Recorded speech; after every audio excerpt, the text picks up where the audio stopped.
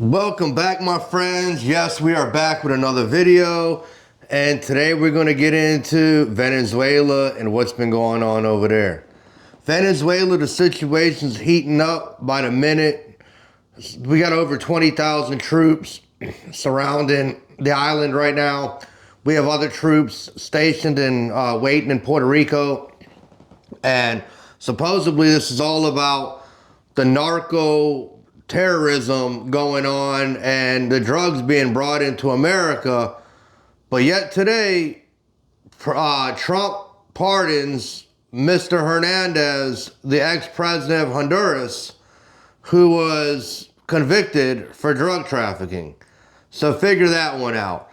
He's over here supposedly bombing narco boats, but he's pardoning other suspected and convicted narcos from the past. Well, it looks like Pete Hegseth might be in a little trouble here, because you've got both Republicans and Democrats both demanding answers for a boat attack that happened in September where they were double tapped, which means the boat was hit once and Pete Hegseth turned around and said, "Kill them all." And they were hit, and now the commanding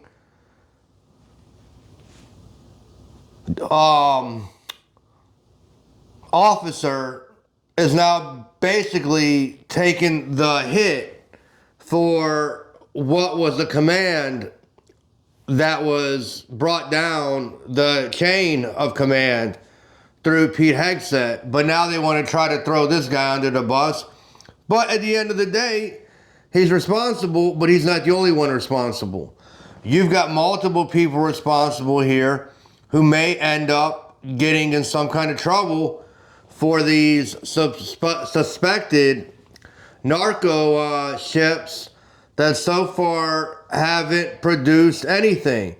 You know, the government, when they like to make bust, they're all about putting everything out on tables and showing you, what they found. They're not doing any of that. They're not taking any prisoners.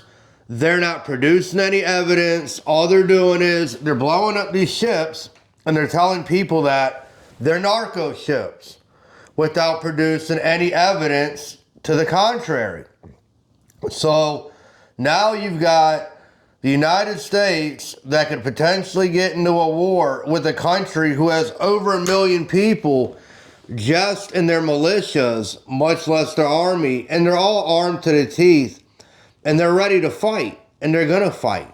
They're not going to sit there and just put down their arms and say, "Oh, come in, America. We want freedom," just like you said Iraq wanted freedom, and we were going to be greeted as liberators. And after we got there, we were greeted with IEDs and greeted with different types of explosives that sent a lot of people back injured, maimed, and with PSD for a lifetime. Is that what we want again? If we want to send our young kids to Venezuela so we can spend again trillions of dollars fighting a war for who? ExxonMobil, BP? Which petroleum place is going to be benefiting the most from the over $1 trillion in just gasoline that sits under Venezuela? So this is not about narco terrorism. This is not about freeing the country from Maduro. This is about huge oil corporations dipping their toe into the $1 billion oil pit that is Venezuela, guys. So let's not get it twisted.